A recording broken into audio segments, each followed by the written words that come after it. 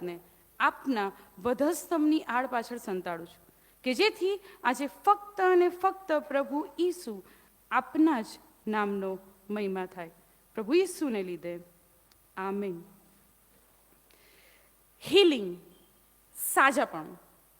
સાજાપણું એ પ્રભુ ઈસુ ખ્રિસ્તની પૃથ્વી પરની મિનિસ્ટ્રીનો મુખ્ય ભાગ હતો. It was the central part of the ministry of our Christ and Lord Saviour Jesus Christ. સુવાર્તાના લખાણનો લગભગ 1/3 ભાગ એ આ હીલિંગના ભાગે જાય છે. આપણે જ્યારે પ્રભુ ઈસુ ખ્રિસ્તની સેવા કાર્યનો વિચાર કરીએ કે જેમાંનો બહુ મહત્વનો ભાગ સાજાપણું હતું, ત્યારે આપણા મગજમાં એવો પ્રશ્ન થાય કે વાય ડીડ જીસસ હીલ? પ્રભુએ કેમ લોકોને સાજા કર્યા? અથવા તો વાય ડઝ ગોડ હીલ? પ્રભુ કેમ લોકોને સાજા કરે? જો કદાચને આપણે કારણો શોધીએ તો તે પણ આપણને બાઇબલમાંથી મળે છે. સુવાર્તાના પુસ્તકોનો અભ્યાસ કરીએ તો ત્યાં reason number 1, Jesus healed because he had compassion. પ્રભુ ઈસુ ખ્રિસ્તે લોકોને સાજા કર્યા કારણ કે એમનામાં લોકો માટે કરુણા હતી, દયા હતી. એમાં પણ ઘણા બધા રેફરન્સીસ મને તમને નવા કરારમાં સુવાર્તાના પુસ્તકોમાં જોવા મળે છે. જો આપણે માથેની લખેલી સુવાર્તા જોઈએ તો તેના 14મા અધ્યાયની 13 અને 14 કલમમાં આ પ્રમાણે લખ્યું છે કે હવે એ સાંભળીને ઈસુ ત્યાંથી હોડીમાં ઉજ્જડ ઠેકાણે એકાંતમાં ગયો, ને લોકો તે સાંભળીને નગરોમાંથી પગ રસ્તે તેની પાછળ ગયા, અને તેણે નીકળીને ઘણા લોકોને દીઠા. ત્યારે તેઓ પર તેને દયા આવી અને તેણે તેઓમાંના માંદાઓને સાજા કર્યા. બીજું પણ એક રેફરન્સ છે માર્કની લખેલી સુવાર્તા અને તેનો 1મ અધ્યાય ને તેની 41 અને 42મી કલમ. એમાં એક લેપરની વાત કરવામાં આવી છે, રક્તપિત્તીય માણસની વાત કરવામાં આવી છે. અને 41મી કલમમાં એવું લખ્યું છે કે અને ઈસુને દયા આવી ને હાથ લાંબો કરીને તે તેને અડક્યો, ને તેને કહે છે કે મારી ઈચ્છા છે કે તું શુદ્ધ થા.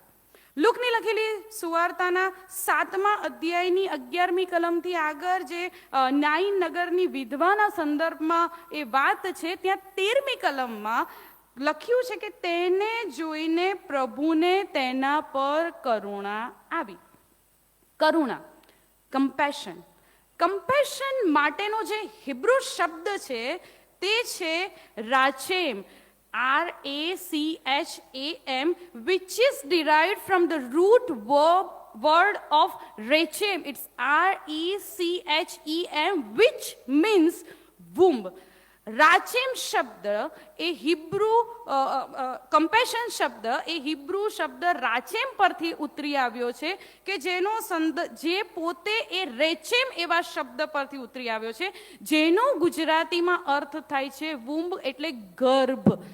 એક માં પોતાના ગર્ભમાં રહેલા, પોતાના વુમ્બમાં રહેલા બાળક સાથે જે રીતે ઇમોશનલી અટેચ્ડ હોય અને જે રીતે તે તેની કેર કરે, તેવો સંદર્ભ કે તેવો અર્થ કમ્પેશનને માટે હિબ્રુ ભાષાની અંદર થાય છે. એનાથી સહેજ આગળ જોઈએ તો બાઇબલમાં જે કરુણાની વાત લખવામાં આવી છે, જે કમ્પેશનની વાત લખવામાં આવી છે, it is not just a feeling. એ ફક્ત કોઈક લાગણી નથી, but it is action oriented. એક એવી લાગણી છે કે જે ક્રિયામાં પરિણમે છે. માટે પ્રભુ ઈસુ ખ્રિસ્તે લોકોને સાજા કર્યા. રીઝન નંબર 1, કારણ કે તેમને લોકોને માટે આ જે કમ્પેશન છે, આ કરુણા છે, તે હતી એક્શન ઓરિએન્ટેડ ફિલિંગ પ્રભુ ઈસુ ખ્રિસ્તમાં હતી. એનાથી આગળ reason number 2, Jesus healed for God's glory. ઘણી બધી જગ્યાએ મને ને તમને એવા રેફરન્સીસ મળે છે કે પ્રભુ ઈસુ ખ્રિસ્તે એટલા માટે સાજાપણું આપ્યું કે સાજાપણીની સેવા તેમની મિનિસ્ટ્રીનો બહુ મુખ્ય ભાગ હતી, કારણ કે તેઓ એમને જે સાજાપણું મળે એના દ્વારા દેવને મહિમા મળે તેવી ઈચ્છા રાખતા હતા. યોહાનની લખેલી સુવાર્તાના 11મા અધ્યાયમાં લાજરસની વાત છે ને ત્યાં 4થી કલમમાં પ્રભુ ઈસુ ખ્રિસ્ત આ પ્રમાણે કહે છે કે પણ ઈસુએ એ સાંભળીને કહ્યું કે જેથી મરણ થાય એવો આ મંદવાડ નથી, પણ તે દેવના મહિમાને અર્થે છે કે તેથી દેવના દીકરાનો મહિમા થાય. લુકની લખેલી સુવાર્તા જોઈએ તો તે આખી સુવાર્તાની મેજર થીમ જ આ રહેલી છે કે કોઈક વ્યક્તિ સાજાપણું પ્રાપ્ત કરે અને પ્રભુને મહિમા મળે.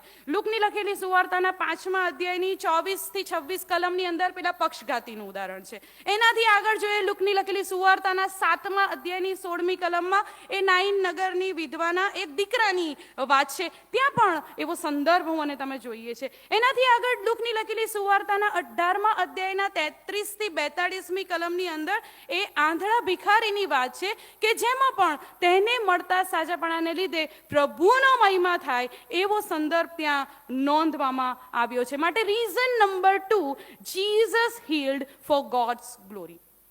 એનાથી આગળ રીઝન નંબર 3, ત્રીજું કારણ, Jesus healed in respond to faith. પ્રભુએ લોકોનો જે વિશ્વાસ હતો એના રિસ્પોન્સમાં, એના પ્રતિભાવમાં સાજાપણું આપ્યું. માથીને લખેલી સુવાર્તા જોઈએ તો તેના 15મા અધ્યાયમાં 21મી કલમથી આગળ એક કનાની સ્ત્રીની વાત છે કે જેની દીકરીને ભૂત વળગેલા હતા. એમાં 28મી કલમમાં લખ્યું છે કે ઈસુએ તેને ઉત્તર દીધો કે ઓ બાઈ, તારો વિશ્વાસ મોટો છે, જેવું તું ચાહે છે તેવું તને થાવ, અને તે જ ઘડીથી તેની દીકરી સાજી થઈ. માથેની લખેલી સુવાર્તાના 9મા અધ્યાયની 22મી કલમમાં again very well known incident, લોહીબાવાળી સ્ત્રીનો ઇન્સિડન્ટ કે જે વિશ્વાસથી પ્રભુ ઈસુ ખ્રિસ્તના જબ્બાની કોરને અડકે છે અને પ્રભુ ઈસુ ખ્રિસ્તથી તે સાજાપણું પ્રાપ્ત કરે છે. ફક્ત સુવાર્તાની જ વાત નથી, નવા કરારની અંદર પ્રેરિતોના કૃત્યોમાં પણ આ જોવા મળે છે કે God hill in respond to faith. જો આપણે પ્રેરિતોના કૃત્યોનો અભ્યાસ કરીએ તો તેના 14મા અધ્યાયની 8મી કલમમાં એક લુસ્ત્રામાં જન્મથી લંગડા પાંગડા માણસને જે પાઉલ દ્વારા સાજાપણું મળે છે તેની નોંધ કરવામાં આવી છે. ત્યાં લખ્યું છે કે પાઉલે તેને એકી નજરે જોઈ રહીને તથા તેને સાજો થવાનો વિશ્વાસ છે એ જાણીને મોટે સાદે કહ્યું કે તું પોતાના પગ પર સીધો ઊભો રહે. માટે સામાન્ય રીતે પ્રભુ ઈસુ ખ્રિસ્તની મિનિસ્ટ્રીમાં જે આ સાજાપણાનો જે ભાગ છે એના માટે આપણે મુખ્યત્વે આ 3 કારણો વિચારી શકીએ કે Jesus healed cause of compassion, Jesus healed for God's glory and Jesus healed in respond to faith. પણ આજે આપણે અહીંથી સહેજ આગળ વધવા માંગીએ છીએ.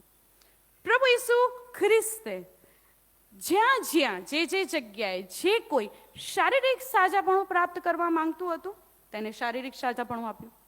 જે જગ્યાએ માનસિક સાજાપણાની જરૂર હતી તેને માનસિક સાજાપણું આપ્યું. અને જે જગ્યાએ આત્મિક સાજાપણાની જરૂર હતી તેને આત્મિક સાજાપણું પણ આપ્યું, જેનું ઉદાહરણ છે સમરૂની સ્ત્રી. સાદી સરળ સમજણ મારી અને તમારી એવી છે કે બીમારી હતી અને તે બીમારી દૂર થઈ, અપંગતા હતી અને તે અપંગતા દૂર થઈ, રોગ હતો અને તે રોગ દૂર થયો, એટલે લોકોએ સાજાપણું પ્રાપ્ત કર્યું. પણ આ જે સાજાપણું છે એ અહીંથી અટકતું નથી. ફક્ત રોગી ન હોવું એટલે સ્વસ્થ હોવું એમ નથી. વર્લ્ડ હેલ્થ ઓર્ગેનાઇઝેશન WHO મુજબ health is more than the absence of disease. સ્વાસ્થ્ય એટલે ફક્ત રોગની ગેરહાજરી હોય એટલું જ નથી, પણ એનાથી પણ વધારે છે. જો WHOમાં જે હેલ્થની ડેફિનેશન આપવામાં આવી છે એ આપણે જોઈએ તો એ ડેફિનેશન આવી છે કે health is a state of complete physical, mental and social wellbeing and not merely the absence of any disease or infirmity. સ્વાસ્થ્ય એટલે ફક્ત રોગ કે અપંગતાની અનુપસ્થિતિ હોય એટલું જ નહીં, પણ સંપૂર્ણ શારીરિક, માનસિક અને સામાજિક તંદુરસ્તી અથવા તો સુખાકારીની સ્થિતિ. આ ડેફિનેશન WHO માં છે. 1987 થી WHO ની અંદર એક નવો કન્સેપ્ટ પણ ચાલુ થયો હેલ્થને લઈને, ડિસીઝને લઈને. એને કહેવાય છે કન્સેપ્ટ ઓફ હેલ્થ પ્રમોશન, જેને Ottawa charter for health promotion concept પણ કહેવામાં આવે છે. એમાં કંઈક આવું છે કે health promotion is the process of enabling people to exercise more control over and improve their health. એક એવી પ્રક્રિયા કે જે માણસને તેના સ્વાસ્થ્યના સુધારા માટે તેમજ તેના પર કાબુ મેળવવા માટે સક્ષમ કરે, એને હેલ્થ પ્રમોશન કહેવાય. હેલ્થ પ્રમોશન જે કન્સેપ્ટ WHO એ જે વિચાર નવો આવ્યો છે, એ મુખ્યત્વે રોગની કોઈક સારવાર થઈ જાય અને રોગમાંથી માણસ મુક્ત થઈ જાય એટલું જ નથી, પણ વ્યક્તિની સામાજિક સ્થિતિ બદલવાની પણ વાત છે. વ્યક્તિની જીવનશૈલી અથવા તો લાઈફસ્ટાઈલ ચેન્જ કરવાની પણ સંદર્ભમાં છે. ફક્ત રોગ નિવારણ નહીં, પણ એમની જીવનશૈલી ચેન્જ કરવાની વાત છે. હવે હિલિંગને માટે આપણે જો જોઈએ કે બાઇબલ મને ને તમને શું કહે છે, તો એનું પણ બિબ્લિકલ ફાઉન્ડેશન કે biblical theology of healing is something greater than what we think. આપણે જે વિચારીએ છીએ અને આપણે જે વાંચ્યું છે, અભ્યાસ કર્યો છે, એના કરતાં પણ કંઈક વધારે એ બિબ્લિકલ થિયોલોજી ઓફ હિલિંગ છે. So now what is biblical theology of healing? Healing એ શું સૂચવે છે? પ્રભુ ઈસુ ખ્રિસ્તે જે સાજાપણું આપ્યું, આપી રહ્યા છે અને આપવાના છે, તે શું સૂચવે છે એ તરફ હું અને તમે જોવા માંગીએ છીએ. Number 1, healing is the demonstration of Christ authority. સાજાપણું એ પ્રભુ ઈસુ ખ્રિસ્તના સર્વોપરી અધિકારને નિદર્શિત કરે છે. દેવના દીકરાની પાસે, પ્રભુ ઈસુ ખ્રિસ્ત પાસે બધો જ અધિકાર છે. આ વિધાન વારે ઘડીએ મને ને તમને બાઇબલની અંદર જોવા મળે છે.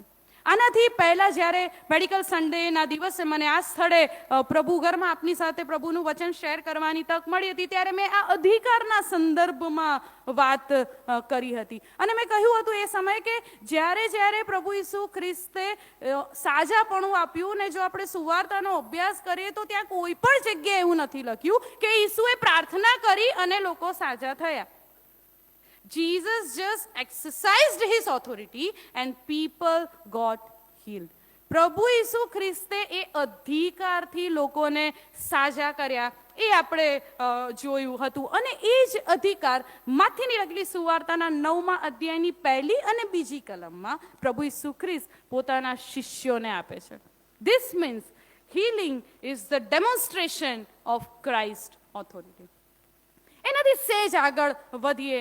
બીજી બાબત, number 2, healing demonstrates the kingdom of God. સાજાપણું એ દેવના રાજ્યને નિદર્શિત કરે છે.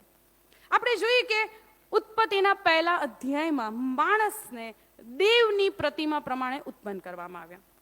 ઈશ્વર પિતા અને માણસ વચ્ચેના સંબંધનું મૂળ એ દેવની એ પ્રતિમામાં હતું. It was in the image of God. First chapter જો ઉત્પત્તિનું જોઈએ, wonderful. Everything was just perfect. બધું જ બરાબર હતું, બધું જ સંપૂર્ણ હતું, બધી જગ્યાએ સારું લખ્યું છે. ઉત્તમોત્તમ આવા શબ્દો લખવામાં આવ્યા છે. પણ ઉત્પત્તિના 3જા અધ્યાયથી સાજાપણાની જરૂરિયાત ઊભી થઈ. ફ્રોમ ધ 3rd chapter સાજાપણાની જરૂરિયાત ઊભી થઈ. દુઃખ, મરણ, પરસેવો, વિપત્તિ, આ બધા શબ્દો પિક્ચરમાં જ નહોતા, એ હવે એન્ટર થાય છે. અને ત્યાર પછી આખો જૂનો કરાર જો આપણે જોઈએ તો ઈશ્વર પિતા અને તેમના લોકો સાથેના સંબંધોના સાજાપણાને માટે કોન્સ્ટન્ટ સ્ટ્રગલ, સતત સંઘર્ષ મને ને તમને જોવા મળે છે. એબ્સન્સ ઓફ શાલોમ એ મને ને તમને જોવા મળે છે. આ જે શાલોમ, શાંતિ, એ જે કન્સેપ્ટ છે, એ કન્સેપ્ટ એ છે કે it is an ideal state in which all the relationships desired and designed by God are complete. શાલોમ એ એવી આદર્શ સ્થિતિ છે કે જેમાં ઈશ્વર પિતા દ્વારા ઈચ્છિત અને બનાવેલ બધા જ સંબંધો સંપૂર્ણ હોય, પણ ઉત્પત્તિના 3 અધ્યાયથી કશું સંપૂર્ણ રહ્યું નહીં. પણ સમયની સંપૂર્ણતાએ અને એ ઇનકમ્પ્લીટનેસ દૂર કરવા માટે પ્રભુ ઈસુ ખ્રિસ્ત આવ્યા. એ શાલોમ કન્સેપ્ટને રીએસ્ટાબ્લિશ કરવાને માટે પ્રભુ ઈસુ ખ્રિસ્ત આવ્યા. એ હોલનેસ અને કમ્પ્લીટનેસનો આશીર્વાદ આપવાને માટે, ઉત્પત્તિના 1 અધ્યાયનો આશીર્વાદ આપવાને માટે પ્રભુ ઈસુ ખ્રિસ્ત આવ્યા. માટે એમના દ્વારા જે સાજાપણું મળ્યું અને મળી રહ્યું છે એ દેવના રાજ્યને નિદર્શિત કરે છે. It demonstrates the kingdom of God. ઉત્પત્તિના 1 અધ્યાયની અવસ્થાના માટે અને જીવનના ઝાડ પર મને અને તમને હક મળે કે જેનાથી હું અને તમે વંચિત હતા, એ આપવાને માટે પ્રભુ ઈસુ ખ્રિસ્ત આવ્યા. ધીસ મીન્સ કે પ્રભુ ઈસુ ખ્રિસ્ત દ્વારા જે સાજાપણું છે એ દેવના રાજ્ય કે જે પ્રભુ ઈસુ ખ્રિસ્ત દ્વારા સ્થાપવામાં આવ્યું, અને દેવનું રાજ્ય કે પ્રભુ ઈસુ ખ્રિસ્તમાં આવવાનું છે તેને સૂચવે છે, તેને નિદર્શિત કરે છે. અને એનાથી આગળ 3જી બાબત, હીલિંગ ડેમોન્સ્ટ્રેટ્સ હોલનેસ, કમ્પ્લીટનેસ, સંપૂર્ણતા. સાજાપણું એ આખો સંપૂર્ણતાનો કન્સેપ્ટ છે એને સૂચવે છે. ઓલરેડી મેં WHNI કન્સેપ્ટની વાત કરી કે હોલનેસ એટલે રોગમાંથી છુટકારો એટલું જ નહીં, પણ એનાથી કંઈક વધારે છે. અને એ કન્સેપ્ટનું ફાઉન્ડેશન તો એકચ્યુઅલી બાઇબલ છે. જે કન્સેપ્ટ WHO છે એ કન્સેપ્ટનું જો ફાઉન્ડેશન જોઈએ તો ઇટ ઇઝ બાઇબલ ઇટસેલ્ફ. કઈ રીતે એ સમજાવવાને માટે બાઇબલમાંથી આજે જે શાસ્ત્ર ભાગ આપણે વાંચ્યો એને આપની સમક્ષ લાવવા માંગુ છું. વેરી વેલ નોન ઇન્સિડન્ટ, બહુ જ એવો વેલ નોન આ પ્રસંગ છે ને આપણને બધાને આ વાત મોઢે છે. લુકની લખેલી સુવાર્તાના 17મા અધ્યાયની 11મી કલમથી આગળ 10 લેપર્સની વાત લખવામાં આવી છે. જો આપણે શાસ્ત્ર ભાગ કાઢીએ લુકની લખેલી સુવાર્તા તેનો 17મો અધ્યાય અને તેની 11મી કલમથી આગળ, તો ત્યાં 11મી કલમમાં એવું લખ્યું છે કે યરૂશાલેમ જતા તે સમરૂન તથા ગાલિલમાં થઈને જતો હતો. ઇંગ્લિશ ટ્રાન્સલેશન NRSV નું આવું છે કે and it came to pass as he went to Jerusalem that he passed through the midst of Samaria and Galilee. એનો સંદર્ભ એવો છે કે સમરૂન અને ગાલિલની વચ્ચેથી પ્રભુ ઈસુ ખ્રિસ્ત જઈ રહ્યા છે, કારણ કે હવે તેમની જર્ની જો આગળની જોઈએ તો એ યરૂશાલેમમાં પાસ્ખા પર્વ પાડવા માટે જવાની છે. અને અત્યારે સમરૂન અને ગાલિલમાંથી થઈને પ્રભુ ઈસુ ખ્રિસ્ત જઈ રહ્યા છે. 12મી કલમમાં લખ્યું છે કે એક ગામમાં પેસતા 10 રક્તપિત્યા પ્રભુ ઈસુ ખ્રિસ્તની સામે મળે છે. 10 લેપર્સ તેમને મળે છે. જો આપણે આગળના શાસ્ત્ર ભાગ વાંચીએ ને જો આપણે અભ્યાસ કર્યો હોય તો તેની 15મી અને 16મી કલમ પરથી આપણે એવું કહી શકીએ છીએ કે it was a mix group of Jews and Samaritans. સમરૂની અને યહૂદીઓનું એક ટોળું આ 10 લેપર્સના સંદર્ભમાં હતું, એવું પણ હું અને તમે 15મી અને 16મી કલમના આધારે કહી શકીએ છીએ. નિયમશાસ્ત્ર મુજબ જેને કોઈને પણ આવો પ્રકારનો રોગ થયો હોય એને ગામની બહાર ક્વોરન્ટાઇન રહેવું પડતું હતું. એ વાત પણ હું અને તમે બાઇબલમાં આજે જોઈએ છે. જૂના કરારમાં જો આપણે જોઈએ તો લેવીનું પુસ્તક અને તેનો 13મો અધ્યાય અને તેની 45 અને 46મી કલમ, પાના નંબર 100 જૂના કરારની અંદર લેવીનું પુસ્તક અને તેનો 13મો અધ્યાય અને તેની 45 અને 46માં આ વાત લખવામાં આવી છે. અને 46મી કલમમાં એવું કહ્યું છે કે જેટલા દિવસ તેનો રોગ રહે તેટલા દિવસ તે અશુદ્ધ ગણાય, તે અશુદ્ધ છે, તે એકલો રહે, છાવણી બહાર તેનું રહેઠાણ થાય. ગણનાના પુસ્તકમાં પણ આ પ્રકારની ક્વોરન્ટાઇન જે નિયમ હતો એની નોંધ કરવામાં આવી છે. ગણના 5 અને 2માં પણ મને ને તમને આવું કંઈક જોવા માંગે છે. હવે આ જે મિક્સ ગ્રુપ ઓફ સમારિટન્સ હતું ને જ્યુઝ હતું, એ જો પ્રસંગ જોઈએ અને જો આપણે પ્રભુ ઈસુ ખ્રિસ્તનો અને પેલી સમરૂની સ્ત્રી સાથેનો જે પ્રસંગ હતો એ જોઈએ તો એ પ્રસંગમાં આપણને એવું જોવા મળે છે ને એમના સંવાદ દ્વારા જે કન્વર્ઝેશન પ્રભુ ઈસુ ખ્રિસ્ત સમરૂની સ્ત્રી સાથે કરે છે એના પરથી આપણને એ જોવા મળે છે કે એ જે તે સમયે યહૂદી લોકો સમરૂની લોકો સાથે કોઈ વ્યવહાર રાખતા ન હતા, પણ અહીંયા આ ટોળું એ ભેગું છે, યહૂદી અને સમરૂની લોકો. કારણ કે એ 10 જણા એક સમાન પરિસ્થિતિમાંથી પસાર થઈ રહ્યા હતા. એક સરખો રોગ તો ડેફિનેટલી એમને હતો, પણ એની સાથે સાથે એમની સામાજિક અને ધાર્મિક જે અવસ્થા હતી એ પણ એક સમાન હતા. They were facing the same social detachment. They were facing the same family detachment, and they were facing the same religious detachment. એક સમાન કૌટુંબિક, સામાજિક અને ધાર્મિક જે ડિટેચમેન્ટ છે એમાંથી આ 10 જણા પસાર થઈ રહ્યા હતા. અને માટે તેઓ એ સમયે જ્યારે પ્રભુ ઈસુ ખ્રિસ્ત ત્યાંથી પસાર થતા હતા ત્યારે તેઓ ભેગા હતા. આ 10 લેપર્સ કે જેઓ એક સમાન પરિસ્થિતિમાં હતા અને એક સમાન સાજાપણાની ઝંખના કરી રહ્યા હતા, તેઓનું એન્કાઉન્ટર પ્રભુ ઈસુ ખ્રિસ્તની સાથે આ સમયે થાય છે. અને જે એન્કાઉન્ટર આ 10 લેપર્સનું પ્રભુ ઈસુ ખ્રિસ્ત જે અલ્ટિમેટ હીલર છે એની સાથે થયું, ત્યારે આ એન્કાઉન્ટરને, આ ભેટોને આ 10 જે લેપર્સ હતા એમણે આટલા પગથિયાઓની અંદર તેમના આ રિસ્પોન્સને કે તેમના આ એન્કાઉન્ટરને વણી લીધું. સ્ટેપ નંબર 1, પ્રથમ પગથિયું, ત્યાં લખ્યું છે કે they cried out together. એક સાથે ઈસુને તેઓએ ઘાંટો પાડ્યો, એક સાથે પ્રભુ ઈસુ ખ્રિસ્તને તેમણે પોકાર કર્યો. કોઈક રીતે પ્રભુ ઈસુ ખ્રિસ્તનું તેમણે નામ સાંભળ્યું હોઈ શકે છે, અને ડેફિનેટલી પ્રભુ ઈસુ ખ્રિસ્તના ચમત્કારો વિશે પણ તેમણે સાંભળ્યું હોઈ શકે, કારણ કે જે સમયે ઈસુ ત્યાંથી પસાર થયા હતા એ જાણ્યું ત્યારે તેમણે વેગળા ઊભા રહીને ઘાંટો પાડીને ઈસુને કહેવા લાગ્યા, પોકાર કરવા લાગ્યા. સૌથી પ્રથમ સ્ટેપ જે 13મી કલમમાં નોંધવામાં આવ્યો છે એ 10 એક સરખો હતો. એક સાથે પ્રભુ ઈસુને વિનંતી કરે છે. એક સાદી સરળ રિક્વેસ્ટ, વેરી સિમ્પલ રિક્વેસ્ટ, બહુ નમ્ર એવી વિનંતી એક સાથે આ 10 જણા કરે છે કે ઓ સ્વામી, અમારા પર દયા કર.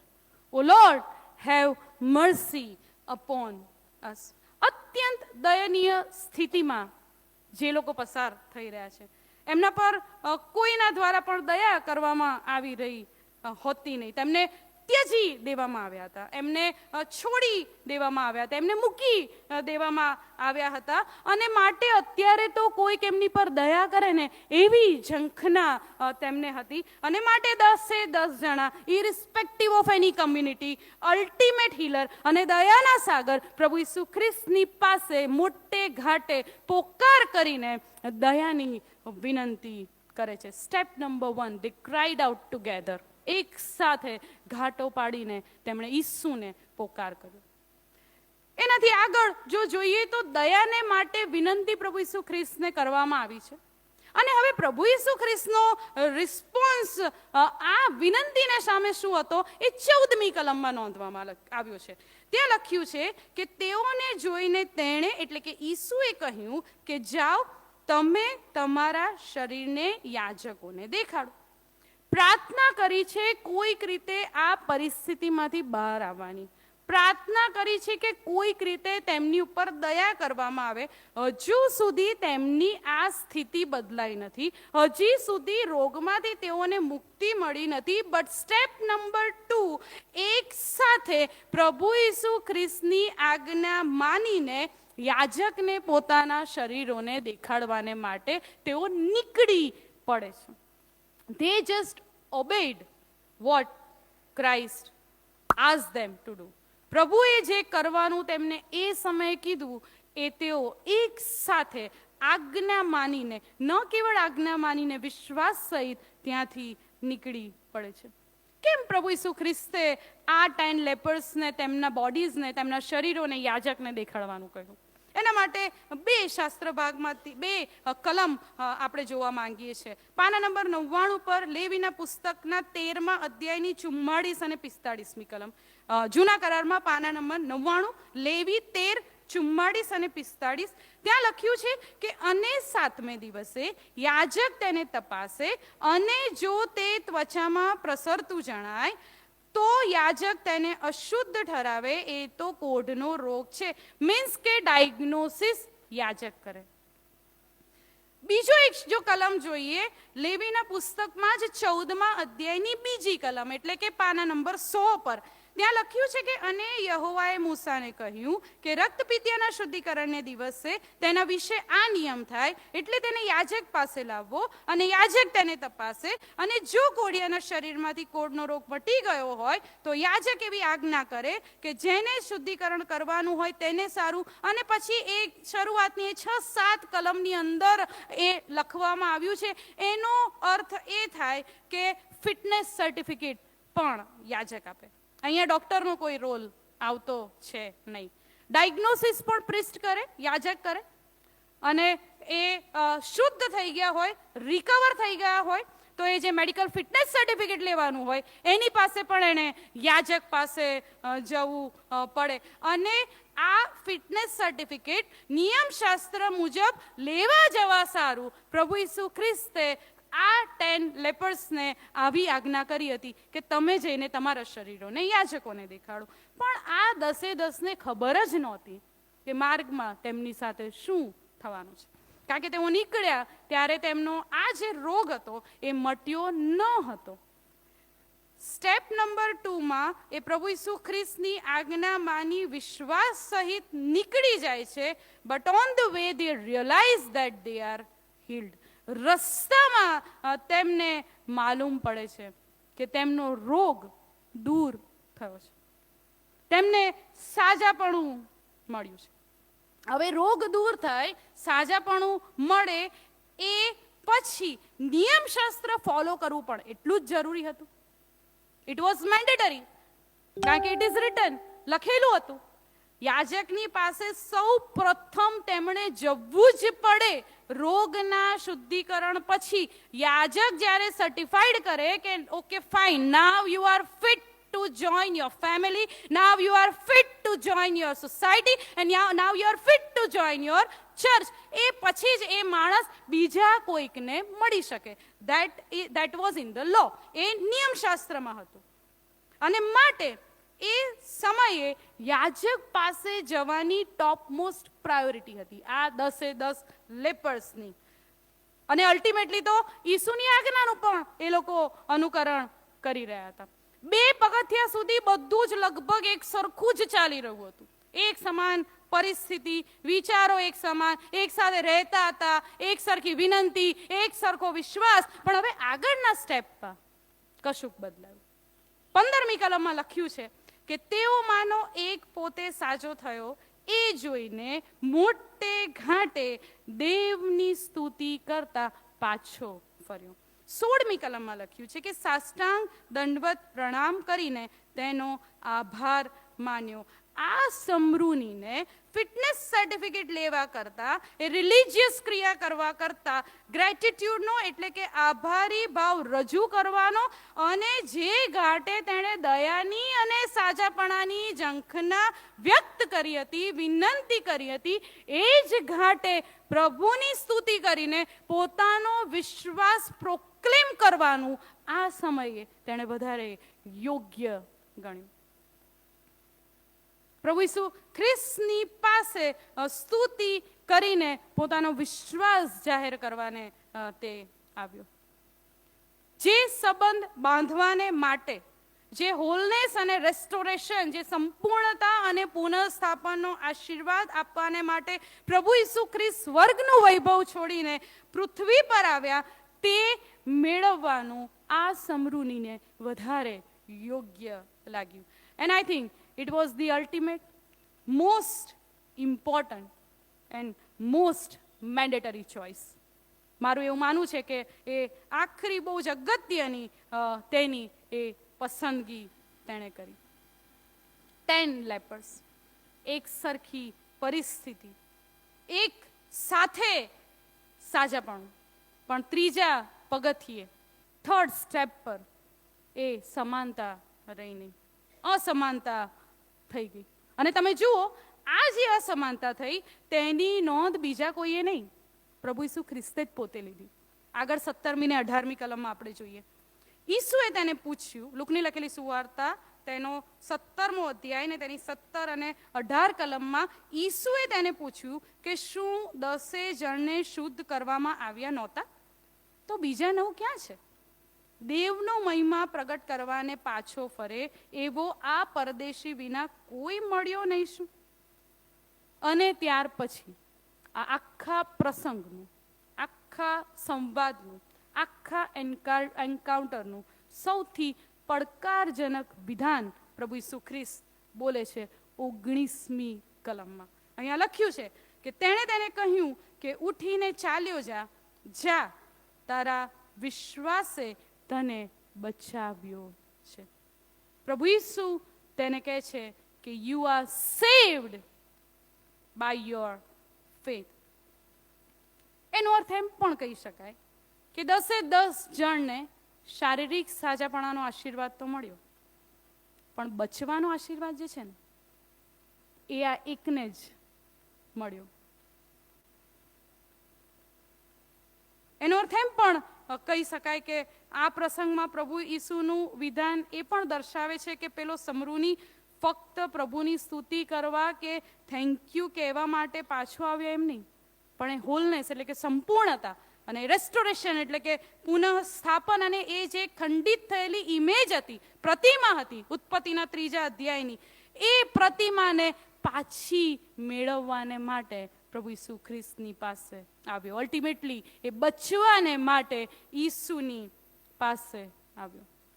ઈસુ તેને કહે છે કે you are not just healed but you are saved too. તને ખાલી સાજાપણું આપવામાં આવ્યું છે એટલું જ નહીં, પણ આજે તને એ બચવાનો આશીર્વાદ પણ મળી ગયો છે. And let me tell you all very sadly that many amongst us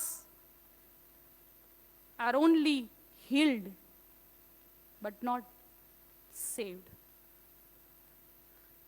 આપણામાંના ઘણા કે જેમને જીવનના અલગ અલગ તબક્કે, મને એવું લાગતું નથી કે કોઈને સાજાપણું કોઈ દિવસ મળ્યું જ ના હોય. જીવનના અલગ અલગ તબક્કે મને અને તમને શારીરિક, માનસિક અને આત્મિક સાજાપણાની જરૂર તો રહેલી જ હોય છે, અને મને અને તમને પ્રભુ તરફથી મળવા પણ એ સાજાપણું પ્રાપ્ત પણ થયું છે. પણ જે હોલનેસ અને રેસ્ટોરેશન ના આશીર્વાદથી ક્યાંક એ પેલા 9ની જેમ વંચિત રહી ગયા હોઈ શકે. જ્યારે પણ આપણને કોઈ પણ સાજાપણું મળે, ફિઝિકલ હિલિંગની વાત કરી નાખીએ, કોઈ બહુ મોટી બીમારી હોય કે નાની બીમારી હોય અને પ્રભુ એમાંથી સાજાપણું આપે, તો આપણી પર જે એક્શન છે ને એ પેલા 9 લેપર્સના જેવી હોય છે. આપણી ક્રિયાઓ પણ એ પેલા 9 લેપર્સ જેવી હોય છે. રિલિજિયસ એક્શન ને, આભાર સુધીની મિટિંગ કરી દીધી, જમાડી દીધા, દેવળમાં દાન આપી દીધું, નાની મોટી ક્યાંક સાક્ષી આપી દીધી. મારો એની સામે કોઈ વિરોધ નથી, કરવું જોઈએ, પણ પછી ત્યાંથી આપણે અટકી જઈએ છીએ. એ જે પાછું જીવનશૈલી બદલવાની વાત છે, લાઈફસ્ટાઈલ ચેન્જ કરવાની વાત છે, થોડો સમય કદાચ અસર જોવા મળે મારા ને તમારા પર કે હા ભાઈ પ્રભુ એને સાજાપણું આપ્યું, પણ જેમ જેમ એ સમય પસાર થતો જાય ને એમ એમ એ અસર ઓછી થતી જાય. શરૂઆતમાં તો બહુ જ ઇન્ટેન્સિટી મારા ને તમારામાં હોય જ્યારે સાજાપણું મળ્યું હોય, પણ ધીરે ધીરે we just go away. પ્રભુથી દૂર જ થતા જઈએ. જીવનશૈલી, જે મેં કીધું કે એ WHO નો કન્સેપ્ટ છે હેલ્થ પ્રમોશન, કે ખાલી રોગમાંથી દૂર થઈ ગયું એવું નહીં, એ કન્સેપ્ટ બાઇબલનો છે. રોગમાંથી મુક્તિ મેળવી લીધી ત્યાં અટકી જવાનું છે જ નહીં. પ્રભુએ તો એ રેસ્ટોરેશનના આશીર્વાદને માટે મને ને તમને સાજાપણું આપ્યું છે, પણ એના માટે હું અને તમે ઘણી બધી વાર વંચિત રહી જઈએ છીએ. અને મને અફસોસ સાથે કહેવા દો કે પ્રભુ ઈસુ ખ્રિસ્તના સમયે પણ એ જે રેશિયો હતો ને એ 9:1 હતો, અને અત્યારે પણ એ જે રેશિયો છે ને આપણા સંદર્ભમાં એટલો જ. આપણે પણ 10માંથી એક જ જણ બચવાનો આશીર્વાદ પ્રાપ્ત કરે છે, અને આ કડવું સત્ય છે જે મારે અને તમારે સ્વીકારવું જ રહ્યું. આજે આ હિલિંગ મિનિસ્ટ્રી સન્ડેના દિવસે જો હું અને તમે એ 9 લેપર્સની કેટેગરીમાં આવીએ છીએ ને વાલાઓ, તો it is time to think about our self. આપણી જાત માટે ફરીને એકવાર વિચાર કરવાની જરૂર છે. A very big question mark. Are we only healed or are we saved too? શું આપણને ફક્ત સાજાપણું જ મળ્યું છે, કે પછી આપણે પ્રભુ ઈસુ ખ્રિસ્તના લોહીથી, પ્રભુ ઈસુ ખ્રિસ્તના સોળથી બચી પણ ગયા છીએ? અને એને માટે આજના દિવસે, આ હિલિંગ સન્ડેની દિવસે સૌથી પહેલાં તો આપણી પ્રાર્થના એ જોઈ શકે ને, ફક્ત આજે જ નહીં, જીવનના કોઈ પણ સ્ટેજ પર, કોઈ પણ તબક્કે રોજે રોજની આપણી પ્રાર્થના એક જ હોઈ શકે કે હે સ્વામી, મારા પર દયા કર. ઓ લોર્ડ, હેવ મર્સી અપોન અસ. અને એ દયાની અને એ દયાના પોકારની અહીંયા બેઠેલી એક એક વ્યક્તિને જરૂર છે, ઇન્ક્લુડિંગ મી. બહુ સાદી સરળ પ્રાર્થના, કોઈ લાંબી વાત નહીં. આ એક પ્રાર્થનામાં બધું જ આવી ગયું. એ ઇન્ટેન્સિટીની વાત આવે. એ ઇન્ટેન્સિટીથી વાલાઓએ બારતીમાએ પોકાર કર્યો. એ ઇન્ટેન્સિટીથી આ 10 લેપર્સે પોકાર કર્યો. અને મને કહેવા દો કે જ્યારે પણ ત્રસ્ત પરિસ્થિતિમાં, અધમ પરિસ્થિતિમાં, વિકટ પરિસ્થિતિમાં, વિષમ પરિસ્થિતિમાં, સૌથી નીચામાં નીચી પરિસ્થિતિમાં, પીડાદાયક પરિસ્થિતિમાં ઈસુને પોકાર કરવામાં આવે છે ને, ત્યારે પ્રભુ ઈસુ ખ્રિસ્તી અવાજ સાંભળે જ છે. બાઇબલ કહે છે. સુવાર્તાનો અભ્યાસ કરીએ ને તો જ્યાં જે લોકોએ સાજાપણાની ઝંખના માટે ઈસુને પોકાર કર્યો ને, એને પ્રભુ ઈસુ ખ્રિસ્તે ક્યારેય તે કદીએ બાયપાસ કર્યા નથી. પોકાર કરવાનું તો ઠીક છે, ભીડમાં કોઈ જબ્બાની કોરને પણ વિશ્વાસથી અડી ગયું ને, એને પણ ઈસુએ બાયપાસ કર્યા નથી.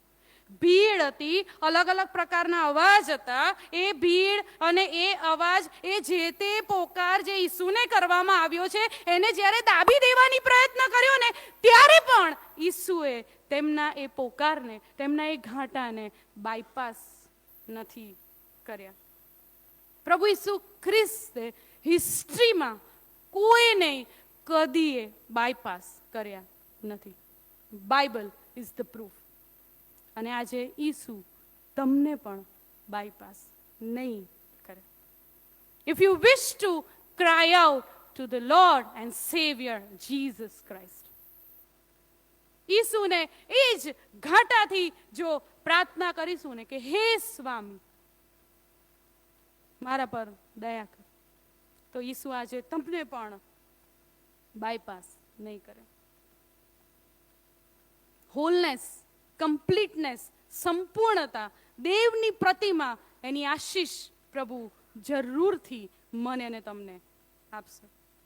આ 10 લેપર્સમાંથી જે આ સમરૂની હતો, એના ત્રીજા પગથિયાની એક્સરસાઇઝ, એ આપણા જીવનની રોજે રોજની એક્સરસાઇઝ બને, રોજે રોજની કસરત બને અને રોજે રોજની વિનંતી બને. એ માટે ઈશ્વર પિતા પ્રથમ મને અને પછી આપણ સર્વને તેમની કૃપામાં ધરી રાખે. આવો આપણે આપણા મસ્તકો નમાવીએ ને ફરીને એકવાર આપણા જીવનોના સંદર્ભમાં વિચાર કરીએ. થોડો સમય શાંત રહીએ.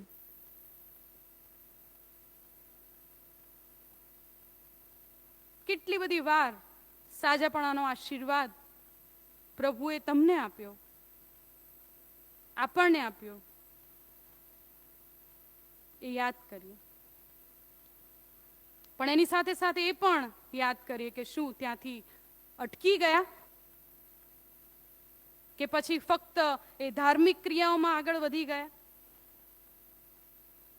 કે ફરીથી પેલા સમરૂનીની જેમ એ હોલનેસનો આશીર્વાદ લેવાને માટે ઈસુની પાસે પાછા આવ્યા. એટલું જ નહીં, પણ ઈસુની સાથે જ રહ્યા.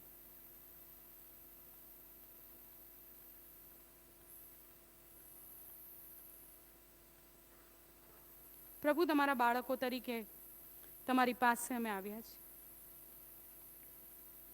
અમે માફી માંગીએ છીએ, કારણ કે સાજાપણું મેળવ્યા પછી પણ જીવનશૈલી ન બદલીને અને તમારું નહીં માનીને અને તમારી સાથેના સંબંધમાં પાછા નહીં આવીને બહુ બધી વાર પ્રભુ અમે તમને દુઃખ પહોંચાડ્યું છે.